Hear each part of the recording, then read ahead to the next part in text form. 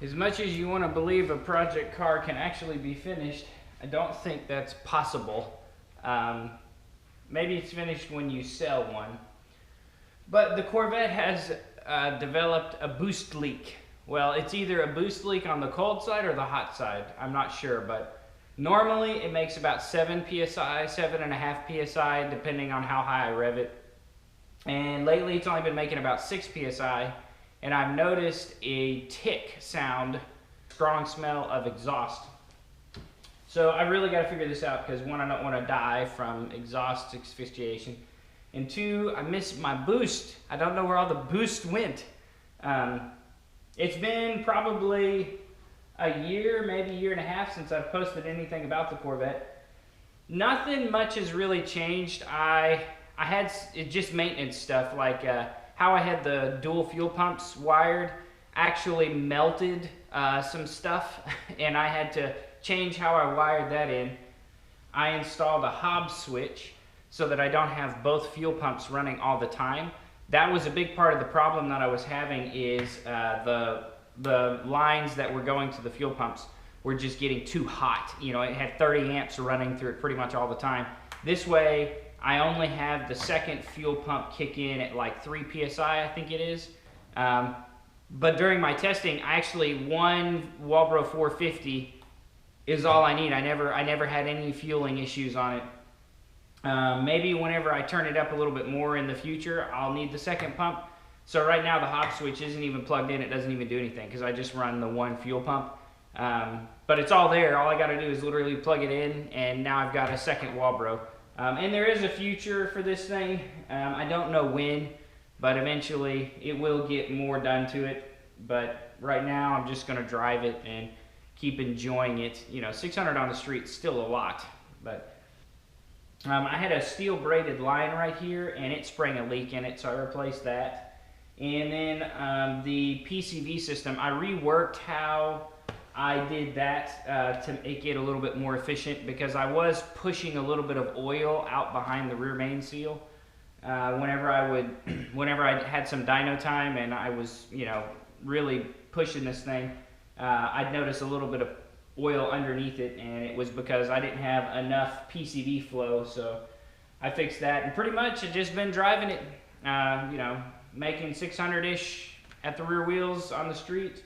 You guys saw where I broke the rear end and fixed that, but more or less that's just how it's been. Right now I just got to get it back to where it was by fixing this exhaust leak. So I'm going to crank it up and see if I can hear it, and then it's over there on that side, and then go from there and see if I can fix it.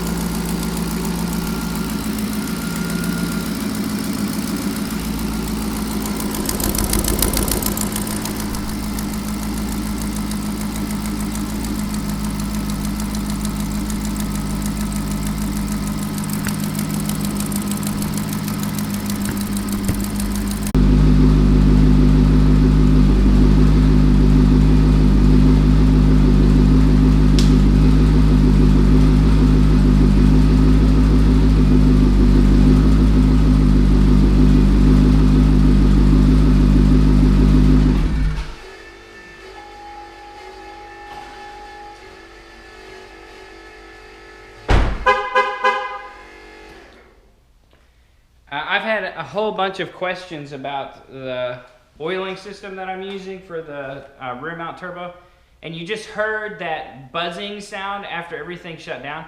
I have a timer built in so that the rear oil scavenge pump runs for, I don't know, it's like, I think it's set for 15 seconds to completely drain the turbos, drain the lines, drain everything, and get it as empty as I can. But it only runs for like 15 seconds before it shuts off so that I don't kill the battery. And that has been sufficient. I have no more oiling problems whatsoever. But I just spotted what the exhaust leak is. This is literally the first time I've done any investigating. I think it's been 2 months that I've heard this, but I don't really drive it that often. I've probably put 1 tank of gas through it since I started hearing the noise, and it stinks to high heaven over there, and it's got a broken bolt on it. I'm gonna take you over there so that you can see. So there's the passenger side exhaust manifold, and looky there. The head broke off of that bolt, and you can actually see a gap. And you can hear it, smell it, see it, everything right there. So that's the problem. That means I've got to pop the exhaust manifold off and see if I can get that bolt out. I think there's just enough nubs sticking through I can get some pliers on it.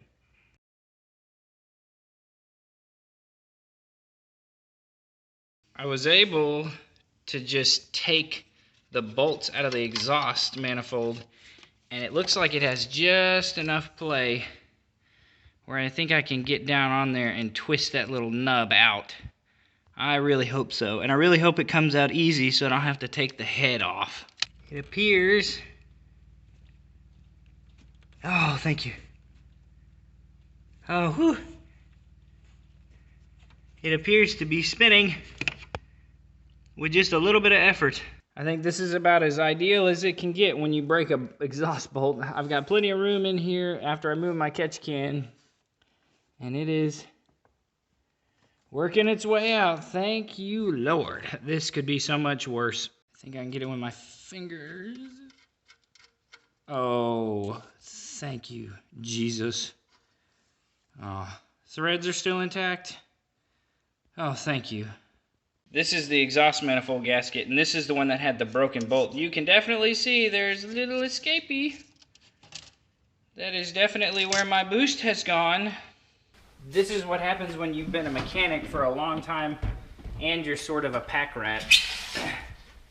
You end up with spare parts and clamps and whatever. But then you also end up with a 5-gallon bucket full of nuts and bolts. Oh, and look at that. There's an exhaust bolt right there. Every time I go to the junkyard, every time I work on a car, I just throw it all in here. I've got GM stuff, Dodge stuff. Well, here's another one.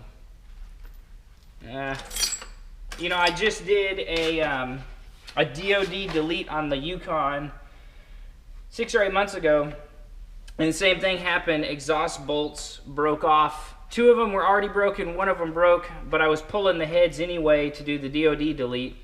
So I took it to a buddy who could weld nuts to them, and we got 2 of the 3 out, but unfortunately, the 3rd one I was not able to get out, but it was all the way in the back next to another hole in the head.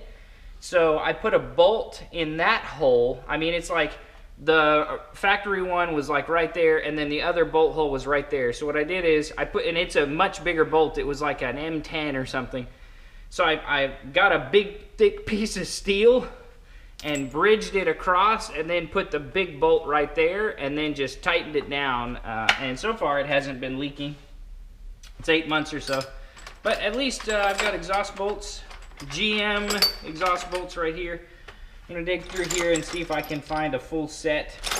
I've already got 2. Should have a full set in here, at least a full set. And get it put back together and go make some boost. Just as a maintenance item, just double check. I've got all this stuff apart anyway. I figured I'd pull the plugs out and just check them.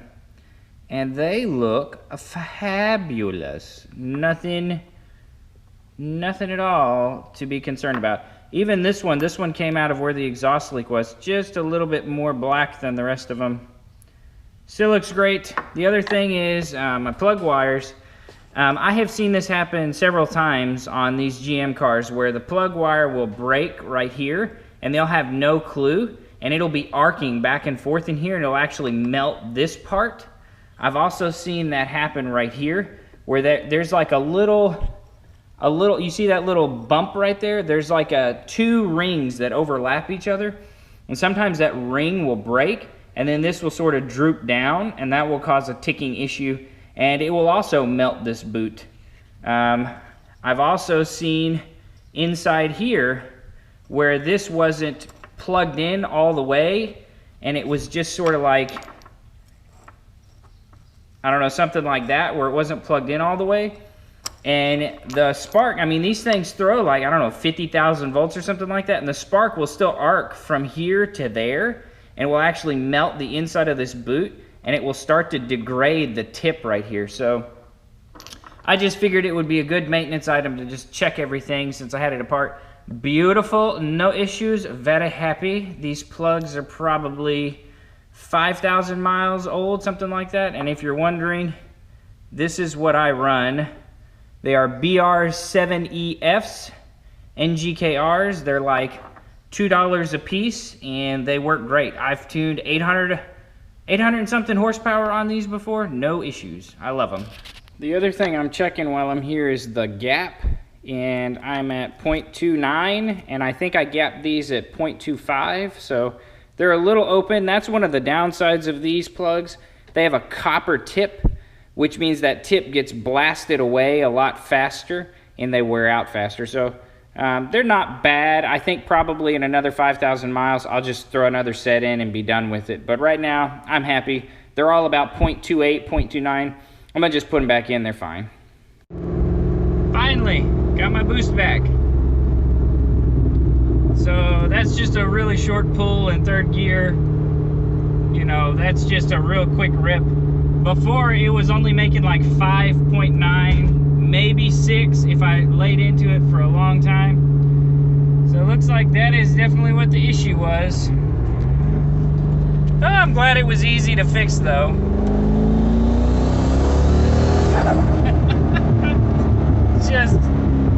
just can't get over the noise and the rush. It's definitely more lively than it was before. Because 1 pound is like 40, I don't know, 40 or 50 horsepower or something. I don't remember. On the dyno, I tested it, and it was, I think it was picking up like 30 or 35 horsepower every pound. So if I'm losing a pound, pound and a half, that's like 40, 50. And I always used to tell people, whenever I was working on their car, your butt dyno won't feel it until it's at least 50 horsepower. When you hit the 50 horsepower, when you've added or lost 50 horsepower, your butt dyno will pick it up. At 100, it's like, oh, you know, 100 is like, you know, daylight and dark difference for most people. So it was definitely down at least 50 horses. So there we go. That's it for now. Check in next time. Who knows what the life of a man brings the next day.